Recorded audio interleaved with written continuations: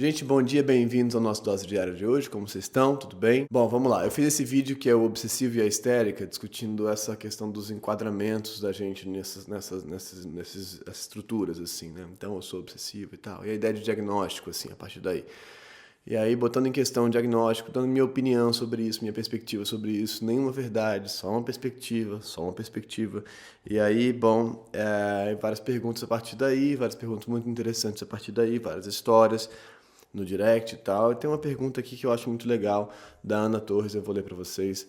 Tá no vídeo, tá lá no vídeo, nesse vídeo aqui. Bom, vamos lá. Manu, eu acho realmente que sempre somos mais do que um diagnóstico, que é um processo, apesar de necessário em alguns casos. Simplório quando se trata de todas as possibilidades existentes na existência de uma pessoa. Porém, tem uma questão nisso tudo. E quando você tem comportamentos, sentimentos e sintomas que são explicados por esse diagnóstico, até que ponto se ver dentro de um transtorno como eu existo e sinto dessa forma, por isso é maléfico ou benéfico? E claro que esse existir e sentir não vai ser nunca 100% por causa desse determinado diagnóstico, mas e se em alguns casos for? Como lidar quando o diagnóstico parece certeiro? Porque é fácil dizer que o diagnóstico não é o total de uma pessoa, mas quando você o recebe, realmente se percebe nele, o procedimento de compreensão de si é outro, muda. Vamos lá, então, como é que acontece quando um diagnóstico acerta, né? Quando o clínico acerta o diagnóstico, quando você fala, caramba, total, essa parada, é isso aí sou eu. Isso aí sou eu, né? Como lidar com isso? Então vamos falar um pouco sobre isso. Tinha uma outra pergunta também que eu queria ler um pouco sobre isso. Vamos ver se eu vou ler no meio do vídeo lá na frente. Mas vamos falar um pouco sobre isso porque eu acho que isso é muito importante aqui. Tem coisas muito legais. Vamos lá? Vamos lá. Bom, eu vou começar então contando uma história minha, porque eu acho que faz mais sentido do que ficar dizendo o que eu acho sobre o que é o diagnóstico e tal e tal. Até vou falar isso, mas vou começar da minha narrativa, porque eu acho que talvez assim ajude a me colocar na roda. Bom, eu fui diagnosticado com pânico, né? E nesse momento, o diagnóstico do pânico me ajudou muito na vida porque eu fui medicado, tomei um remédio, eu precisava tomar um remédio naquela hora, na minha opinião. Eu precisava, tanto é que por isso eu fui para um psiquiatra, assim, fui no médico. Eu fui no médico porque eu não estava conseguindo mais, eu não estava conseguindo sair de casa, não estava conseguindo fazer nada, estava muito, muito, muito ruim. Então, aquele diagnóstico que foi acertado nesse sentido me fez poder sair de casa e me fez poder ir à análise. Eu passei a fazer análise 4 vezes na semana. E, tipo, eu saía de casa para ir para análise, era isso que eu fazia basicamente. E isso foi me ajudando a perceber o que estava acontecendo e tal e tal. E isso meio que me tirou desse buracão que eu estava, assim. Bom, mas aí eu precisei, então, tentar elaborar o que estava acontecendo comigo, perceber o que estava acontecendo comigo, entender as causas daquilo, a origem daquilo, para conseguir voltar a me mover. Essa é a minha maneira de lidar com as coisas. Mas o diagnóstico do pânico foi fundamental para esse processo, porque o remédio foi fundamental para esse processo, para que eu pudesse voltar a fazer essas coisas, entendeu? Então, nesse sentido, é fundamental. Bom, mas tem que se ter em mente que se eu tivesse ido num outro profissional, numa outra linha, numa outra coisa, possivelmente o diagnóstico teria sido outro. Se eu tivesse, por exemplo, tido em 1910 essa coisa e eu tivesse ido no médico, o diagnóstico com certeza seria outro. É claro que em 1910 a quantidade de gente tendo pânico era muito menor, mas lá o Freud estava chamando isso de neurose de angústia, né? E para ele isso estava mais identificado com as mulheres, com a histeria, com as mulheres e tal. Os homens eram neurastênicos, assim. Não 100%, tá? Mas a tendência era essa, de algum jeito, né? A neurastenia estava ligada aos homens, a neurose de angústia estava ligada às mulheres. Então, mas foi mudando ao longo do século XX. Então, isso foi mudando, tudo foi mudando, tudo vai se reconstruindo. Então, o diagnóstico tem a ver com o momento histórico, o sofrimento tem a ver com o momento histórico também, que tem a ver com o diagnóstico, tem a ver com a medicalização, que tem a ver com o remédio, que tem a ver, né, com tudo isso que vai andando meio junto, que é uma coisa que é uma espécie de grande Tostines, vende mais porque é fresquinho ou é fresquinho porque vende mais. Estou brincando, mas é um pouco sério, assim, uma coisa que retroalimenta a outra, né? Isso vai acontecendo assim, mas isso não quer dizer que o diagnóstico não possa ter função. Eu acho que ele pode super ter função e ele pode te ajudar concretamente a falar, cara, entendi, é isso aí mesmo que eu estou sentindo. Você vai lá, você faz aquela descrição que você faz pro cara.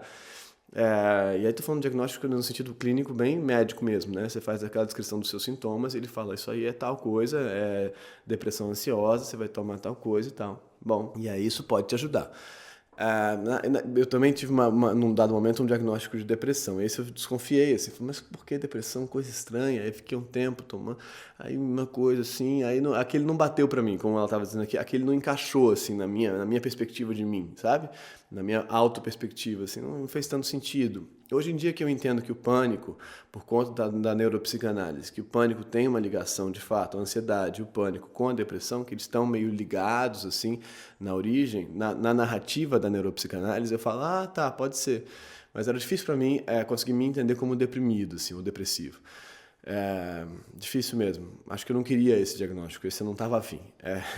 Mas assim seguiu. Mas assim, então às vezes o diagnóstico, ele te dá conta de uma... Quando eu comecei a ler, por exemplo, coisas do Freud sobre a neurose obsessiva, narrativa sobre a neurose obsessiva, eu falei, caramba, e a relação disso com a culpabilização e os sistemas para lidar com a culpa, eu falei, caramba, sou eu, assim, tipo, lia em pé, assim, sabe? Eu falei, mas que sou eu? Eu fui para análise, falando, por que você nunca, na análise, né? Por que você nunca me falou que eu era isso, assim? E aí meu analista meio rindo da minha cara, assim, porque eu não sou isso, né? Tem isso lá funcionando, mas também não é isso, então assim segue. Mas então, nesse sentido,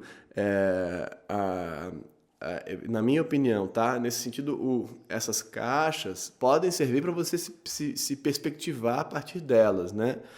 Mas elas são construções históricas, né? Construções históricas específicas e perspectivas mesmo. Se você vai num analista junguiano, vai ter uma perspectiva diferente de um lacaniano, ou, entendeu? Ou freudiano, ou de uma terapia cognitivo-comportamental. São outras maneiras de olhar.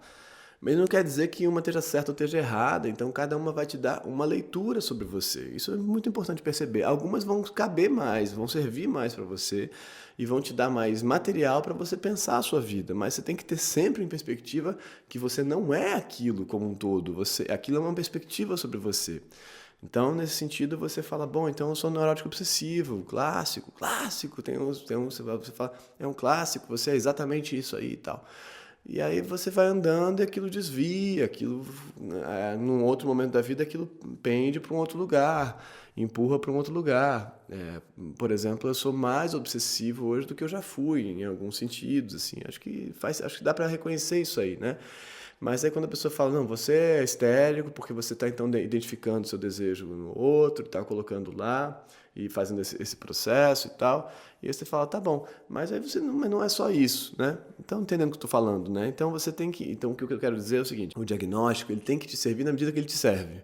Né? Não é você que tem que servir ao diagnóstico, sacou? Assim, não é você que tem que não é você que tem que se encaixar no diagnóstico e aí fala, bom, temos esses diagnósticos disponíveis. Você chega assim, o que você tem de disponível? Eu tenho esse. Qual que eu vou me encaixar? Eu vou no número 7 ali, que é bom para mim, o diagnóstico ali do neurótico obsessivo, aquele vai ser o meu. Não, entendeu? Mas é um pouco isso que acontece às vezes. Então tenha em mente que esse diagnóstico está dado num momento histórico, acontecendo aqui e tal, por uma perspectiva de um profissional específico, ou 2 ou 3 ou 4, mas enfim. Mas não que ele não possa te ajudar, ele pode te ajudar, mas é isso, ele tem que te ajudar, tem que servir para você. O problema é que várias vezes a gente quer ficar no diagnóstico, né? A gente quer ficar no diagnóstico porque ali a gente se entendeu, não, mas eu tenho tag, eu tenho isso, eu não consigo sair disso, é isso que eu sou. É isso que eu sou isso. Eu não posso me relacionar porque é isso que acontece comigo, que eu faço isso todas as vezes e tal. E tá bom, mas então vamos ficar nisso? Vamos ficar nisso então. Aonde isso leva a gente? Assim? Tô sendo meio simplista, claro, né? Passando por cima das coisas.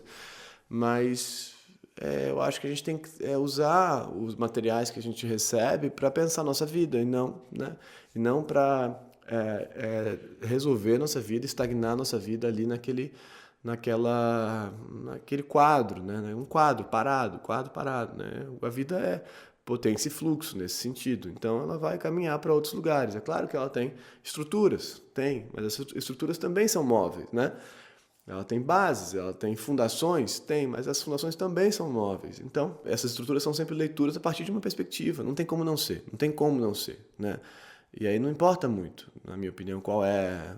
Aí você tem que dar sorte, na verdade, de achar um bom clínico, assim, uma pessoa legal, uma pessoa interessada em você, uma pessoa interessada em você realmente, em te ouvir. E aí não importa muito, eu acho, qual é a linha também, entendeu? Fala, bom, você está aqui ou está lá. Como é que você vai construir isso?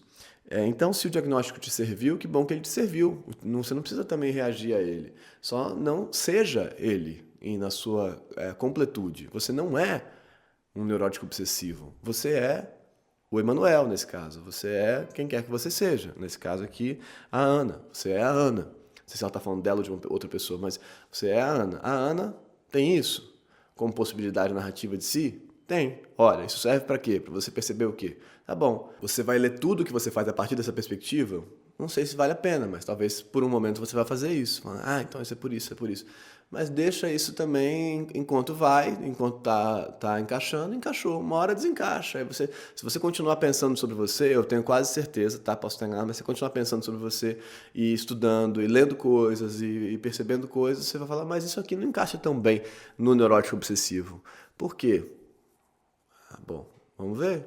Então vamos ver. Então tem mais coisa aí, tem mais coisa nesse angu, nesse caroço, nesse angu, né?